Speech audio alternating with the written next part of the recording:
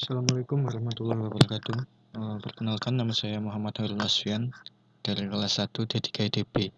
Di sini saya akan menjelaskan tentang bagaimana proses desain web untuk company profile atau product page dengan menggunakan Tailwind CSS. Jadi di sini website yang akan kita buat kurang lebih akan tampak seperti ini. Ini website dari Bitwarden. Password manager yang saya pakai sehari-hari. Kita akan kurang lebih membuat website yang mirip seperti ini menggunakan Tailwind CSS. Jadi sebelumnya, apa itu Tailwind CSS? Jadi Tailwind CSS itu adalah sebuah CSS framework yang fokus ke utility classes atau kelas-kelas dengan fungsi yang spesifik. Contohnya di website resminya ini, di sini ada seperti background gray, rounded XL, padding, dan lain sebagainya. Jadi kelas-kelas yang disediakan oleh Tailwind CSS itu adalah kelas-kelas yang spesifik. Jadi memungkinkan kita seolah-olah seperti menulis file CSS, namun tanpa harus meninggalkan file HTML. Jadi tidak perlu pindah-pindah file. Untuk selengkapnya bisa dicek di website Tailwind CSS. Lalu apa saja yang dibutuhkan untuk melakukan desain dengan menggunakan Tailwind CSS ini? Yang pertama adalah Node.js. Pastikan punya Node.js terlebih dahulu, soalnya kita akan menginstal Tailwind CSS lewat npm, yaitu Node Package Manager. Jadi npm nanti otomatis terinstall jika kita menginstal Node.js. Jadi pastikan sudah memiliki Node.js terlebih dahulu, dan tentu saja browser dan juga code editor, yang dimana di sini saya menggunakan VS Code.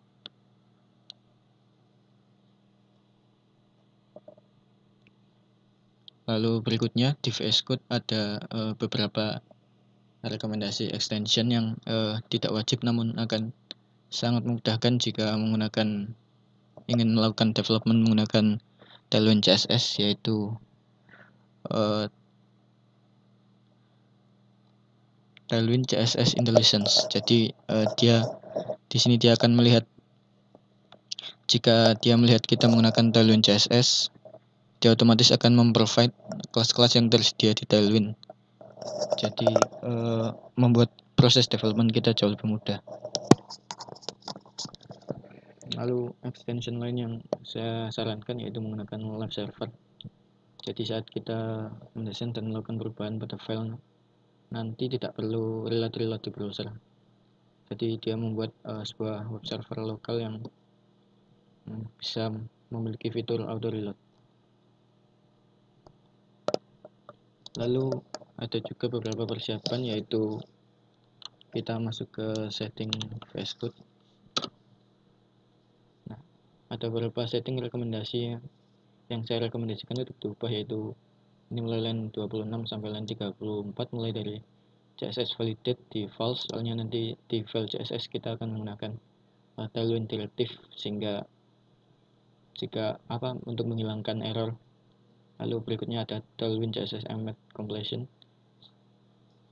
Ini jika kita ingin menggunakan embed di file untuk bersama dengan Tailwind Intelligence.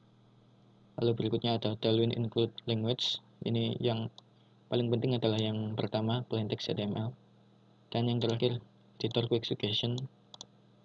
Ini di set ke true. Oke, untuk persiapan itu saja untuk persiapan kita. Lanjut ke proses instalasi. Jika kita lihat di dokumentasi Tailwind CSS, ada banyak cara untuk melakukan instalasi. Ini integrasi untuk framework khusus, dan instalasi dengan menggunakan post CSS Tailwind sebagai post CSS plugin. Kita akan menggunakan metode yang ini, namun agak sedikit berbeda. Jadi bisa diikuti saja. Yang di sini saya sudah menyiapkan aset yang beberapa image dan logo yang akan kita gunakan untuk praktek hari ini. Yang pertama adalah buka terminal. Bisa masuk terminal dan new terminal di sini, atau Ctrl Shift tilde. Jadi ketika masuk ke terminal, yang pertama harus dilakukan adalah npm init dan min-y.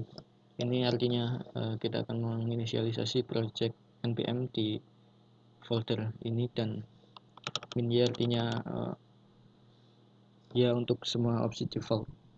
Kita klik enter dan dia akan membuat file package.json otomatis untuk kita cek. Berikutnya kita akan menginstal beberapa package yang kita perlukan untuk development kali ini.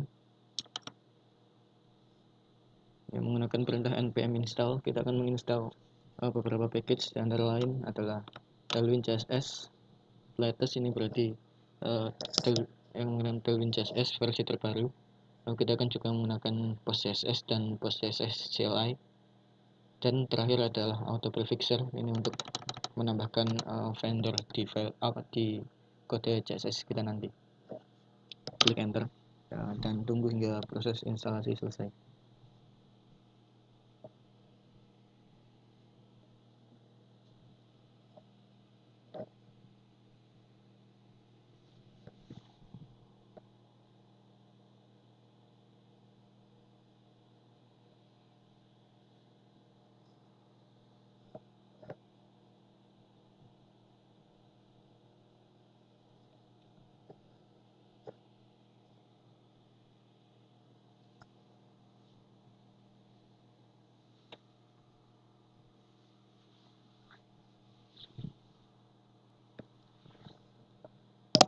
Ketika instalasi selesai, kita akan otomatis mendapatkan beberapa file dan folder baru, yaitu node modules yang berisi paket-paket kita, yaitu Tailwind CSS dan lain-lain tadi, dan package log.json ini untuk keterangan-keterangan yang terkait dengan npm module.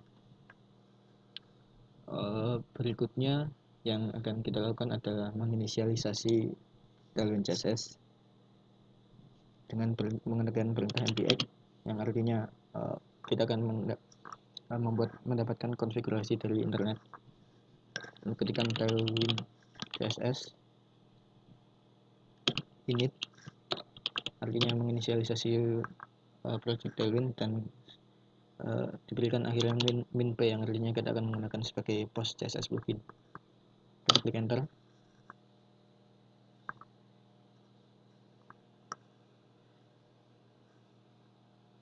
Dan ya, dia akan otomatis membuatkan dua buah file baru, yaitu Tailwind CSS, Tailwind config.js dan post CSS config. Dan di file post CSS config ini otomatis Tailwind CSS dan auto prefixer sebagai plugin. Dan jika kita lihat di file tailwind config.js, ini tempat kita akan mengkonfigurasi Tailwind CSS kita nanti. Berikutnya yang akan kita lakukan adalah kita akan membuat sebuah file baru di folder src/tailwind.css.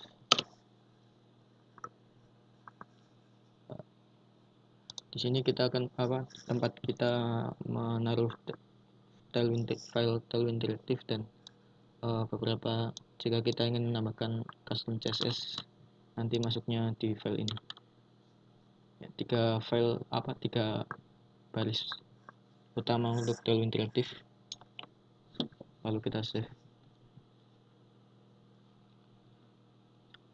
Berikutnya di file package.json, kita masuk di bagian script. Kita akan melakukan beberapa perubahan di sini.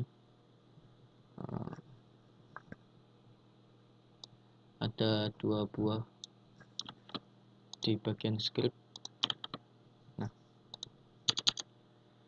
Di bagian script ini kita membuat dua perintah script baru, yaitu dev. Ini akan kita gunakan selama proses development. Dan ketika proses development code sudah selesai dan kita masuk ke masa production, kita akan jalankan file build, yang mana nanti ini dia akan melakukan purging kepada file Tailwind CSS kita dan menghapus file-file kelas-kelas dari Tailwind yang tidak terpakai.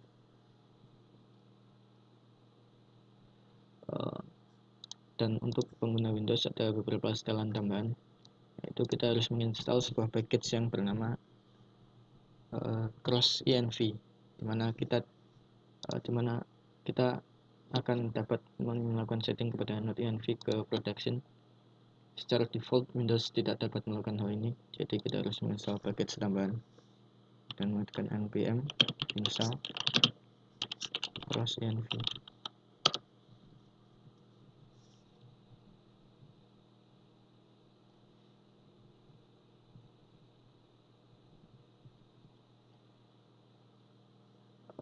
Oke, ketika sudah selesai, kita bisa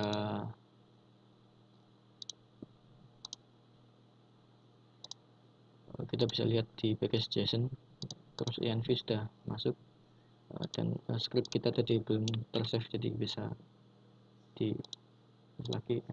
Dan di bagian script build ini, setelah kita berhasil menginstal CrossEnv, bisa ditambahkan CrossEnv bagian depan.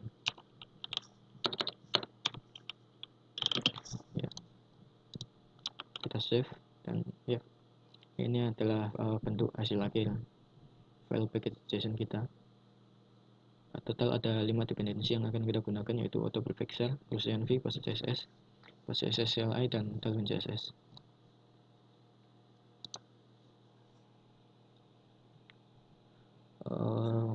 Berikutnya adalah kita akan membuat file HTML dan CSS utama kita yang akan kita taruh di folder disk. Nah, di sini nanti adalah file-file untuk yang akan kita buat masuk ke sini, yaitu index.html dan style dan juga file style.css. Ya.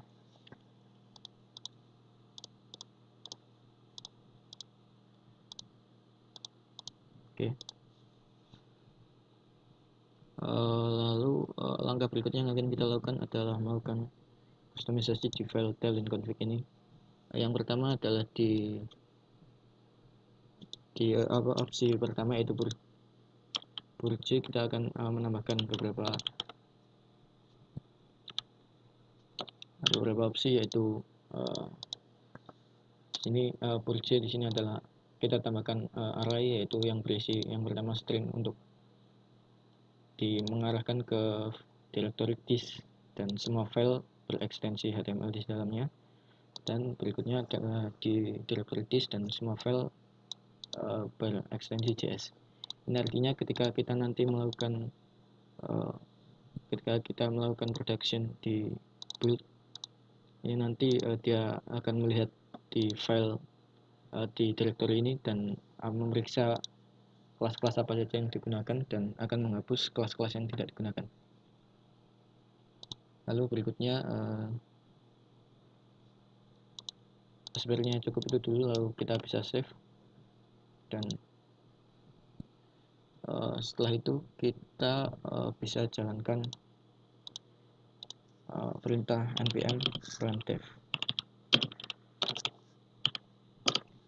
Jadi perintah npm run dev ini dia akan menjalankan perintah dev di script, yang artinya dia akan melihat ke folder src/tailwind.css, yaitu yang kita buat tadi berisi direktifnya tailwind, dan dia akan membuat outputnya ke file disk/style.css, yaitu file yang kita buat tadi. Jadi di sini dia akan mengkonvert file tailwind direktif ke file CSS, kelas-kelas CSS yang bisa kita gunakan.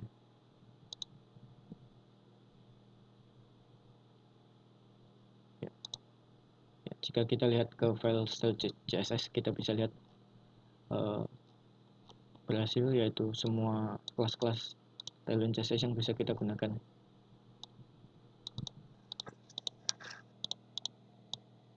Jika kita lihat keseluruhannya, total lebih dari ratusan ribu baris. Nah, karena itu jika kita langsung mengirimkan ke production, ini akan membuat file ukuran yang begitu besar. Maka nanti sebelum kita upload ke hosting, kita akan melakukan perintah build terlebih dahulu, yang mana dia akan menghapus kelas-kelas yang tidak terpakai, sehingga ukuran file style CSS ini akan menjadi jauh lebih kecil. Oke, kita bisa mulai ke file index.html dan kita akan mulai membuat boilerplate. Yang pertama kita lakukan adalah kita melingkan file CSS kita yang kita buat tadi, yang dibuat oleh Tailwind CSS tadi, yang berisi semua kelas-kelas dari Tailwind, dan kita konekkan ke file HTML kita. Kita bisa coba.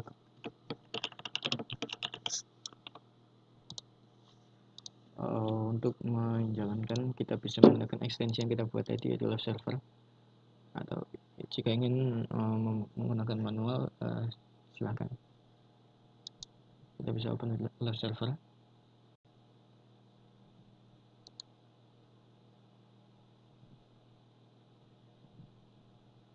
Dan kita akan melihat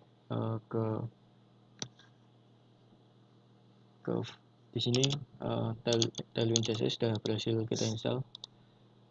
Tandanya adalah jika kita tidak menggunakan Tailwind, maka H1 di sini akan menjadi heading yang besar. Namun karena Tailwind dia mereset semua konfigurasi default, maka dia akan tampak seperti tulisan biasa. Ini artinya instalasi sudah berhasil.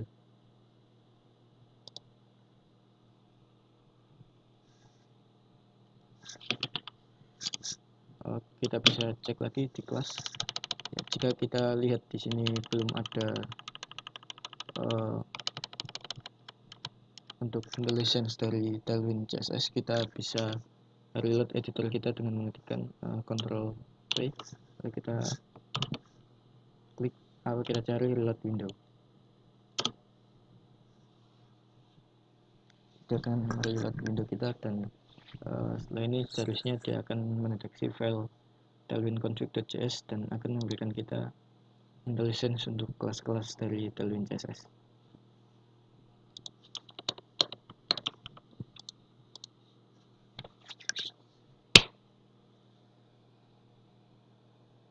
Ya, sepertinya cukup sekian untuk bagian pengenalan dan persiapan kita hari ini.